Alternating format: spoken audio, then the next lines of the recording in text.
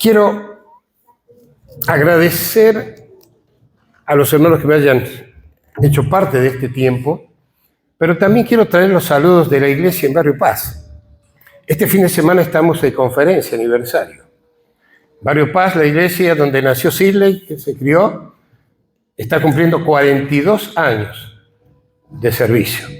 Y el domingo pasado estuvimos en una reunión similar a esta.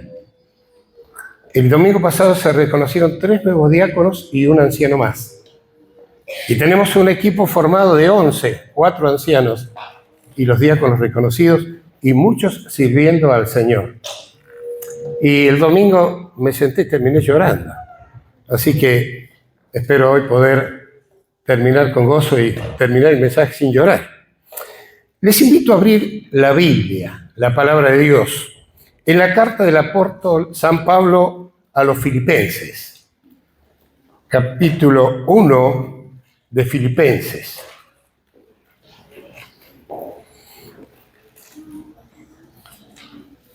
Dice así la palabra de Dios: Pablo, Timoteo, siervos de Jesucristo, a todos los santos en Cristo Jesús que están en Filipos, con los obispos y diáconos.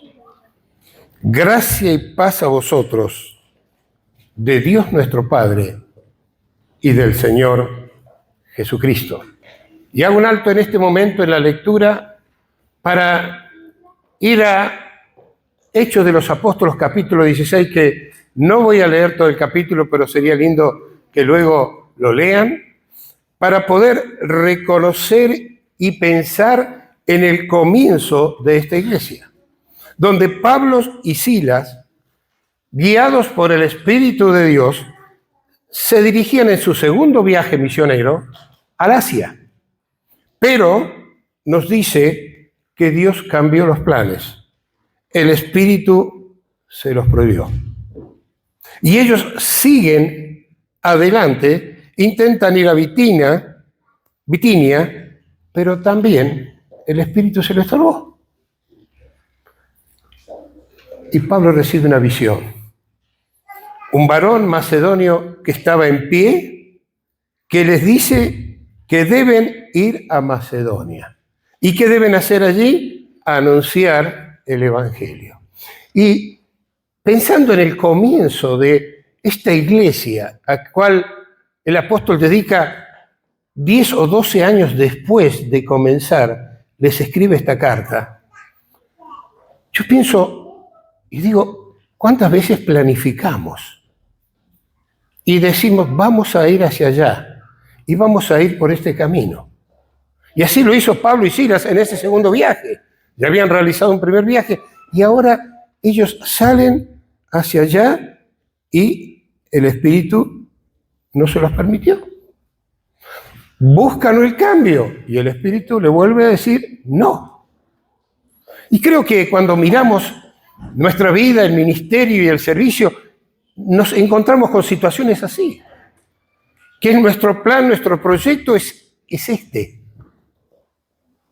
Pero cuando estamos dependiendo del Espíritu de Dios, de la gracia de Dios, donde Él nos indica y nos muestra, muchas veces Dios nos ha dicho no.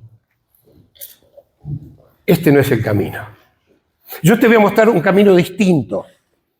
Y creo que muchos se sentirán identificados en algún momento donde había ciertos planes y hubo algo que no se entendió, pero la claridad del mensaje de Dios por acá no, ahora no, va a ser después y va a ser de otra manera. Y así fue que ellos pasan por el puerto de Troas, Samotracia, Neápolis, y llegan a Filipos. ¿Y qué pasa cuando llegan a Filipo? En el día de reposo no había sinagoga, porque la sinagoga se fundaba cuando había más de 10 personas, y un grupo de mujeres habían salido a alabar al Señor, a tener su devocional, a compartir junto al río. Y Pablo, caminando por allí, detecta a este grupo y se acerca. Y empieza a hablar y a predicarles y compartir. ¿Y quién estaba allí? Lidia, vendedora de púrpura. ¿Y saben qué era Lidia de la ciudad de Tiatira? Y hay algo que es asombroso y me hizo pensar mucho, que Lidia era de Asia. No había sido permitido ir directamente a Asia, pero una mujer que era de Asia, de Tiatira, fue la primera estando allí y recibir y entender con un corazón preparado el mensaje que Dios tenía. Y entonces, en ese día, allí junto al río, esta mujer vendedora de púrpura escucha el mensaje. ¿Qué mensaje? La predicación del Evangelio. ¿Y qué es predicación del Evangelio? Yo creo que los que están acá me podrían decir, Abel, no hace falta que recordemos eso, pero yo no me sentaría si no recuerdo qué es predicar el Evangelio. Predicar el Evangelio es anunciar las buenas nuevas de salvación. De tal manera amó Dios al mundo que dio su Hijo unigénito para que todo aquel que en él crea no se pierda, mas tenga vida eterna. Es un llamado al encuentro con Dios, pero es un llamado al arrepentimiento. Arrepentimiento de una vida de pecado. Un cambio de dirección. Y encontrarnos con la obra de Cristo. Encontrarnos con aquel Jesús que fue crucificado, que fue puesto en la tumba y que resucitó. Y porque Él vive, nosotros tenemos la garantía que viviremos. Pero está la condición de arrepentirse. Y a mí me preocupa que se habla poco del arrepentimiento. Se habla de prosperidad, se habla de bendición y son temas importantes, que nos sintamos animados y fortalecidos por las promesas de la palabra. Pero debemos nacer de nuevo, entendiendo que nuestra vida pasada debe quedar allí en una confesión luego de haberme arrepentido y teniendo un cambio total de dirección.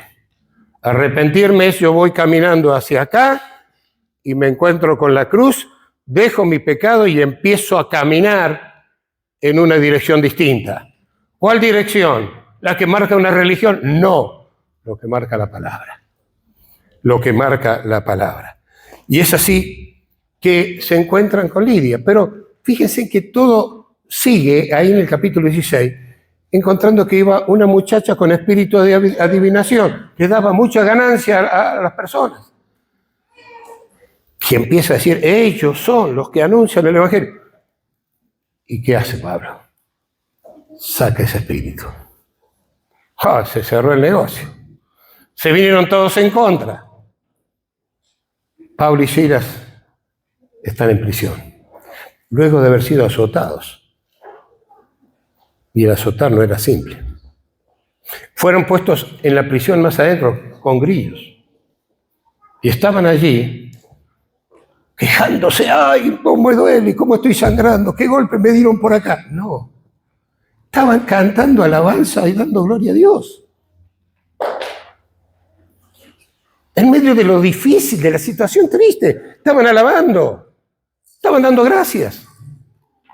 Y ahí Dios obra con poder y autoridad. El temblor, el terremoto, abre las puertas, saca los grillos y ellos quedan en libertad. Bueno, el Señor me liberó, me voy. No. ¿Quién se asoma? El responsable de la cárcel. Y viendo que los presos, que él era responsable, estaban en libertad, tomó la espada y dijo, no te hagas ningún daño. Estamos todos aquí. Estamos todos aquí. Y qué hermoso es saber que les lavó las heridas, los llevó a su casa. Y ya en esa casa, él, la familia, los siervos y los que estaban, escucharon la palabra de Dios y se gozaron. Y vemos así el comienzo de esta iglesia. Lidia, su familia, quienes trabajaban con ellos, que hospedaron a ellos hasta que pasó esto de estar en la cárcel. Y así comienza esta hermosa carta, que Pablo la está escribiendo desde prisión en Roma. Entre 10 o 12 años después. Y él remarca que lo hace con Timoteo. ¿Y a quién? A todos los santos, aquellos separados para Dios. Tú y yo, hermanos, estamos en este lugar, separados para Dios. Y ellos estaban ahí en Filipo. ¿Y estaban con quién? Con los obispos y los diáconos. Una iglesia en orden. Y me encanta el encuentro de esta mañana porque la iglesia ha dispuesto en su corazón seguir lo que la palabra nos enseña. Que la iglesia esté en orden. Que haya hermanos que estén al frente que ya estaban. Y yo creo que lo que hoy se va a hacer es un reconocimiento público. Hoy se los va a reconocer porque la iglesia ha mostrado y lo ha demostrado y se han puesto de acuerdo. Han dicho, estos 4 hermanos tienen que seguir. Y dice, gracia y paz a vosotros, de nuestro Padre y del Señor Jesucristo. Seguimos con el versículo 3. Y Pablo ora. Y dice, doy gracias a mi Dios siempre que me acuerdo de vosotros, siempre en todas mis oraciones, rogando con gozo por todos vosotros, por vuestra comunión en el Evangelio, desde el primer día hasta ahora, estando persuadido de esto, que el que comenzó en vosotros la buena obra, la perfeccionará hasta el día de Jesucristo. Como me es justo sentir esto de todos nosotros, por cuantos tengo en el corazón y en mis prisiones y en la defensa y confirmación del Evangelio, todos vosotros sois participantes conmigo de la gracia. Porque Dios me es testigo de cómo os amo a todos vosotros en el entrañable amor de Jesucristo. Y esto pido en oración, que nuestro amor abunde aún más y más en ciencia y en todo conocimiento, para que aprobéis lo mejor, a fin de que seáis sinceros e irreprensibles para el día de Cristo, lleno de frutos de justicia, que son, por medio de Jesucristo, para gloria y alabanza de Dios.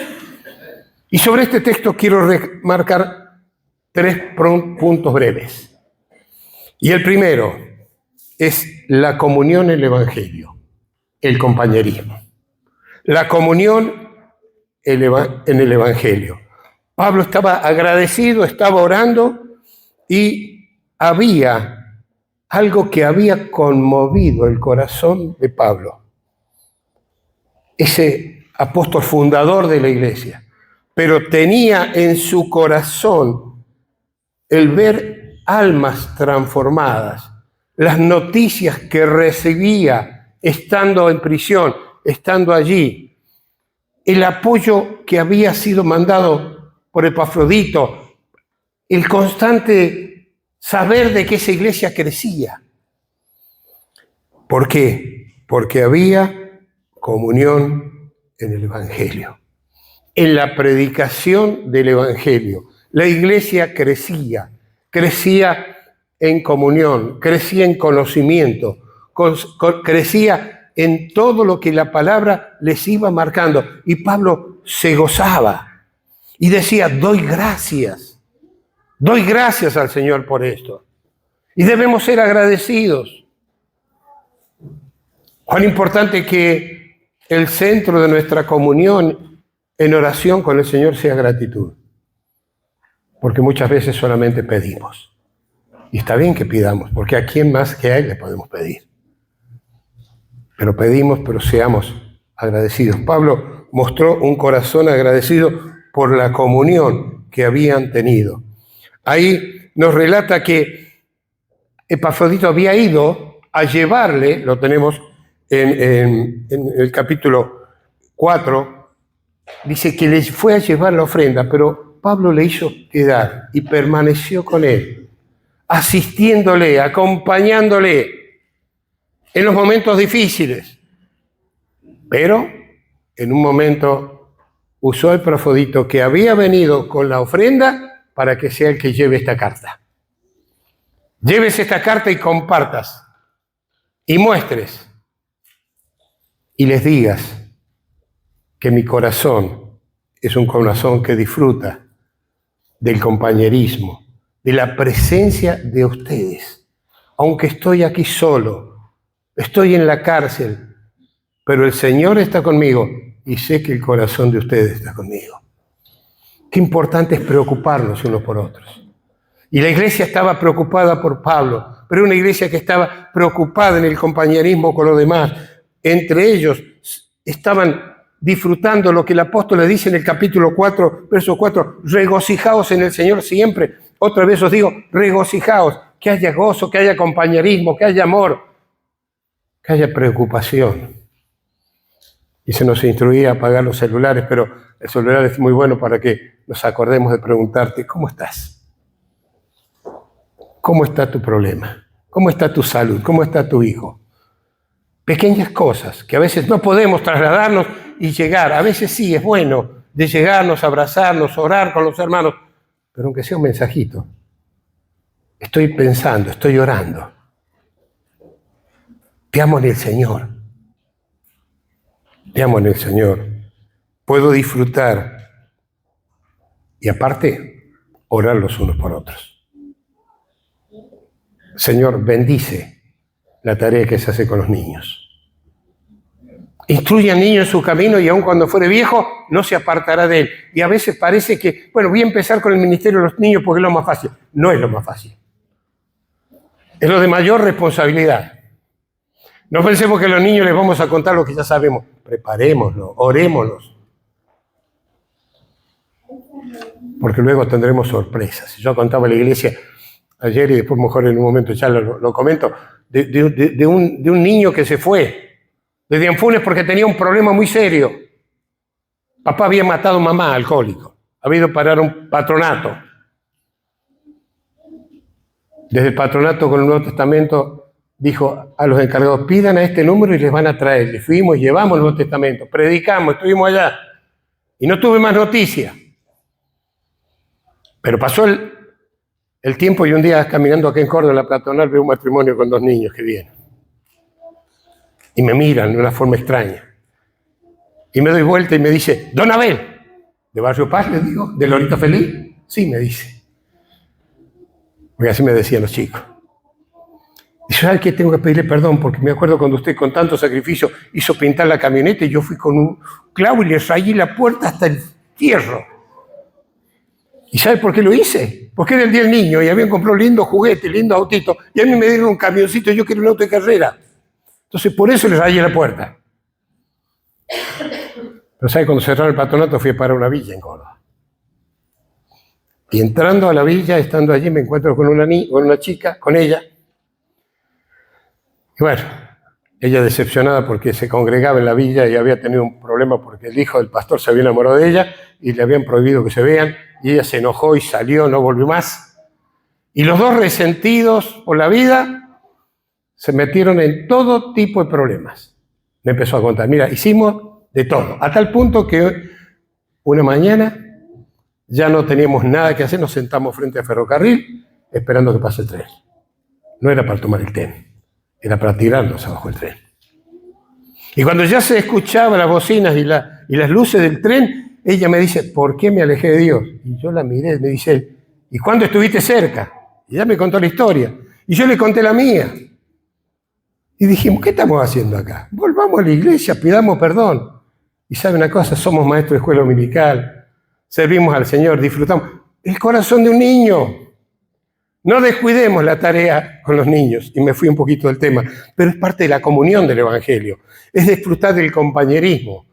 Es permitir que los niños puedan entender el amor de Dios, como el Señor ha acariciado y bendecido a los niños. En segundo lugar, hablamos de la seguridad. Verso 6.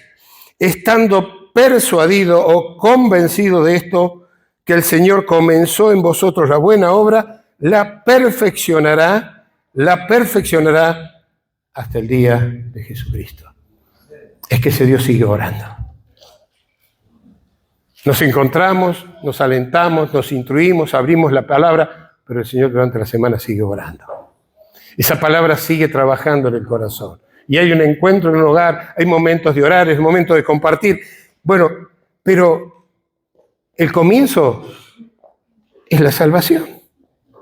Pero luego esa acción se va completando en la medida que dependemos del Espíritu, de la palabra y lo que Dios tiene para nuestras vidas. Y hay resultados. Seguiremos constantemente construyendo sobre la base, sobre la roca. El Señor en Mateo habla de la construcción, la casa sobre la arena y la casa sobre la roca. Y la roca es Cristo. Y cuando nuestra vida, nuestros principios, nuestro compañerismo, nuestra seguridad está en Dios que está obrando y que seguirá obrando cada día en nuestras vidas, todo es distinto, todo es distinto. Verso 7 dice, como me es justo sentir esto de todos vosotros, por cuanto los tengo en el corazón, en mis prisiones y en la defensa y confirmación del Evangelio. Todos vosotros sois participantes conmigo de la gracia.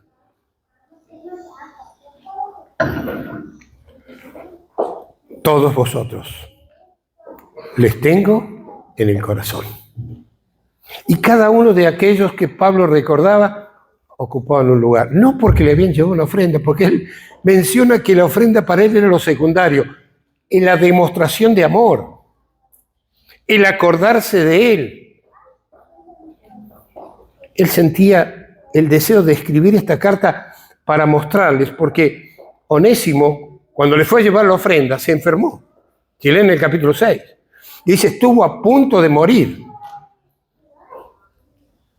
Y él sabía que los hermanos de Filipo estaban muy preocupados por Onésimo, porque le amaban, por el compañerismo.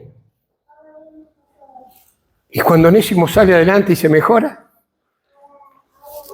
será el portador de la carta. Y dice Pablo, con seguridad, habrá gozo cuando le veáis a Onésimo. El gozo hermanal. Ese abrazo, ese decir, qué lindo te veo, creí que no nos íbamos a encontrar. Y nos volvemos a encontrar. Dios ha sido bueno. El Señor te ha levantado. Ya te ha permitido estar junto a Pablo.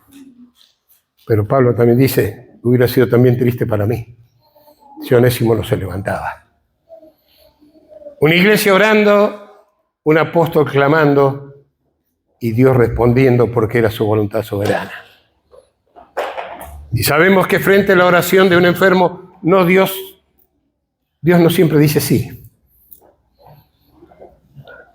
Dios contesta en su soberanía. Y es importante que cuando pedimos y clamamos por la salud y por la vida de alguien, entendamos la soberanía de nuestro Dios.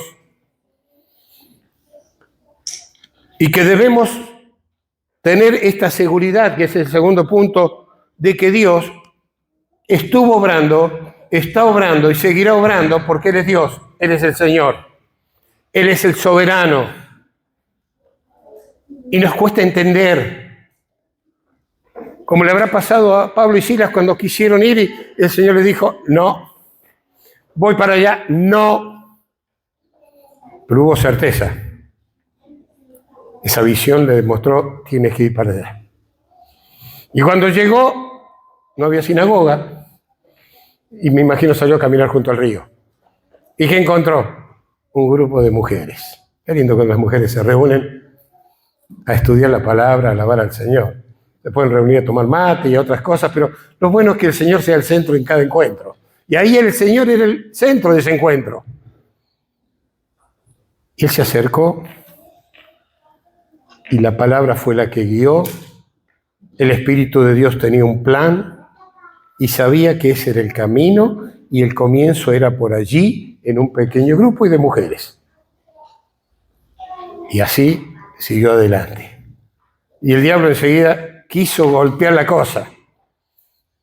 Pero a los que Dios aman, todas las cosas ayudan a Él a bien, de acuerdo a su propósito para el cual somos llamados.